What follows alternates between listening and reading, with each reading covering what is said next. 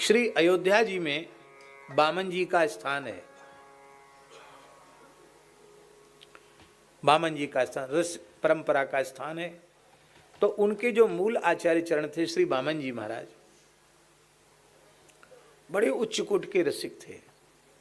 श्री किशोरी जी की सहचरी के भाव में ही वे निरंतर प्रतिष्ठित रहते थे, अहर्निश। और नित्य प्रति श्री कनक भवन का, हनुमानगढ़ी का दर्शन करना और नित्य प्रति श्री कनक भवन में जाकर दर्शन करना। बामन जी महाराज निरंतर अष्टयाम सेवा करते थे। आज भी उनके ठाकुर जी हैं जिनकी वे अपने करकमल से निरंतर अष्टयाम करते थे, उसी भाव में रहते थे। तो उन्होंने एक दिन देखा कि श्री किशोरी जी थोड़ी सी उदास है। तो उन्होंने पूछा, बातचीत करते थे ठाकुर जी उनसे, उन्होंने पूछा कि जय जय स्वामिनी जी, आज आप उदास क्यों हैं? तो श्री किशोरी जी, अरे सखी कहा बताऊं, ये 15 दिना में एक बार एकादशी आ जाए ना, और एकादशी होते, उस पुराना जमाना था, गरीबी तो थी ही, तो बस नेक सा फलाहार भोग रख दिया जाता था। तो बोले अब हम तो मिथिला का हमारा शरीर है, महाप्रसाद और 10-5 प्रकार की भुजिया, उसके बिना बढ़िया से आनंद आता नहीं, तृप्ति होती नहीं है।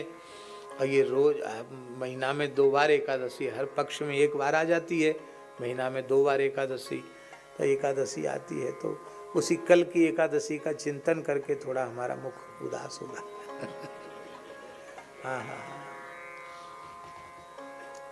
बामन जी बोले कि बलिहारी जाऊं स्वामिनी जी, एकादशी को जहाँ जाने हो जहाँ एकादशी, हमें एकादशी से प्रयोजन नहीं है, हमें तो आपके सुख से प्रयोजन है। आपको मुख कमल खिलो रहना चाहिए। और बड़े प्रेम से उन्होंने ठाकुर जी को जैसे रोज राय भोग बनाते थे, दाल भात खीर फुल्का साग जो कुछ भी रोज बनता था, चकाचक बनाया, भोग लगाया। अब भोग लगाने के बाद फलाहार भी बना, ऐसा नहीं कि फलाहार न बनाओ, फलाहार भी बनाओ, भी भोग लगाया। तो भैया जिनकी एकादशी में निष्ठा हो वे फलाहार करें, और हमारे तो किशोरी जी को जिसमें प्रसन्नता हुई हम करेंगे। अब भोग लगाया, प्रेम से पाया। आज तो कोई प्रतिबंध रह ही नहीं गया, सब मनमुखी हो गए और कोई किसी को कुछ कहने वाला है नहीं, किसी का न संकोच है न किसी का किसी को भय है। अब हम लोग बाबाजियों में भी, साधुओं में भी मनमुखी प्रवृत्ति हो गई। आहार विहार वेशभूषा, हमने सुना है कि अब तो साधु लोग भी चड्डी कच्छा पहनने लग गए हैं, लंगोटी छोड़ दिए। अरे राम राम, क्या दशा हो गई, कटिंग कराने लग गए। भैया ये भेष भगवान का है, गुरुजनों ने कृपा करके दिया है, इस वेश की मर्यादा जीवन भर माननी चाहिए, मनमुखी रूप से नहीं चलना चाहिए। गुरुजनों ने जो कृपा करके दी, हम लोग कहते भेष भगवान का, तो भगवान का भेष बिगाड़ रहे हो, ये भगवान के भेष के प्रति अपराध, भगवत अपराध है। मनमाना नहीं चलना चाहिए, शास्त्र के अनुसार ही चलना चाहिए। तो वो जमाना था, उस जमाने में तो बड़ी हल्ला, इस बात का बहुत हल्ला मच गया। अरे बामन जी महाराज बताओ, इतने बड़े महात्मा, एकदम उन्होंने धर्मशास्त्र की विधि का अतिक्रमण कर दिया और भगवान को भोग लगाया।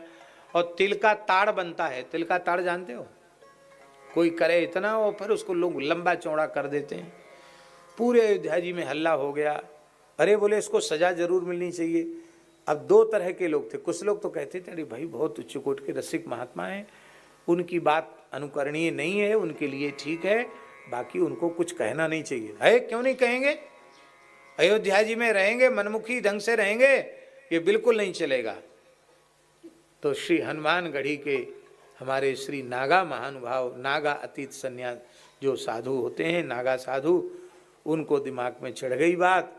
और जैसे ही आप पहले श्री कनक भवन का दर्शन करते थे और फिर श्री हनुमानगढ़ी का दर्शन करते, नित्य नियम था बामन जी का, कनक भवन नित्य दर्शन करना, हनुमानगढ़ी नित्य दर्शन करना, शरयू जी नित्य स्नान करना,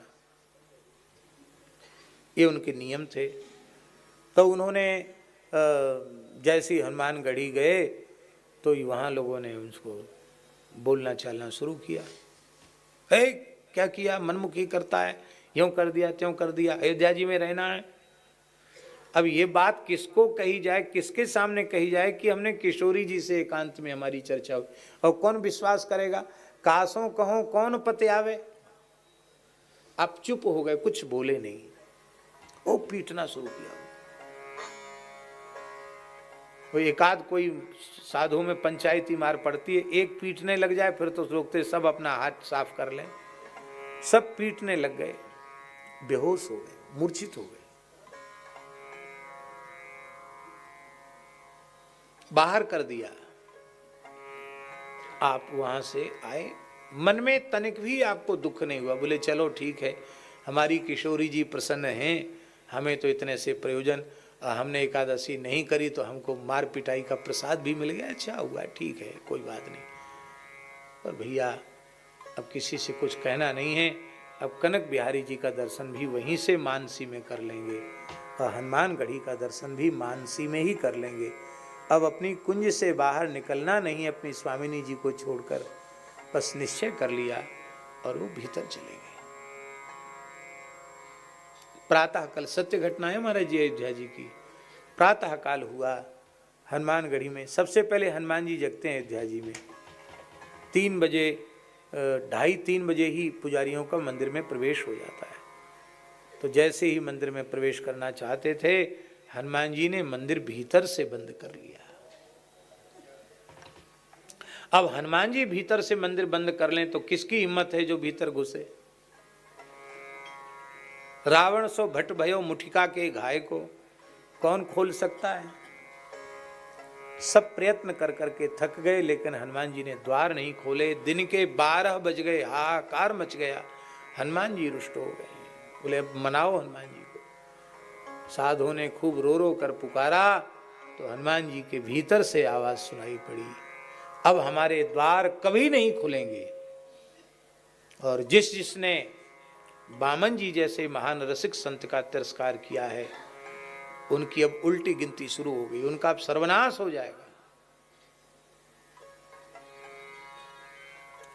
वे लौकिक विधि निषेध से ऊपर उठे हुए महात्मा हैं।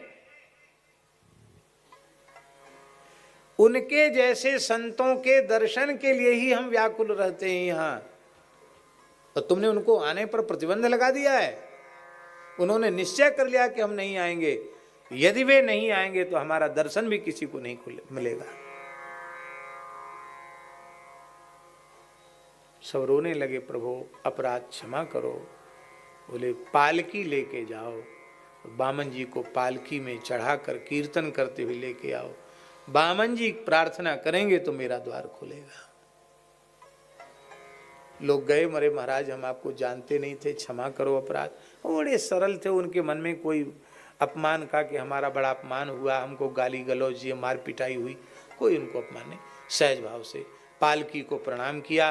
बोले भैया हनुमान जी तो यहाँ के राजा हैं, राजा की बात प्रजा को माननी चाहिए, उनकी आज्ञा है तो सिर माथे पर, लेकिन पालकी में तो हमारे सरकार की ही शोभा है, हम तो दासानुदास हैं।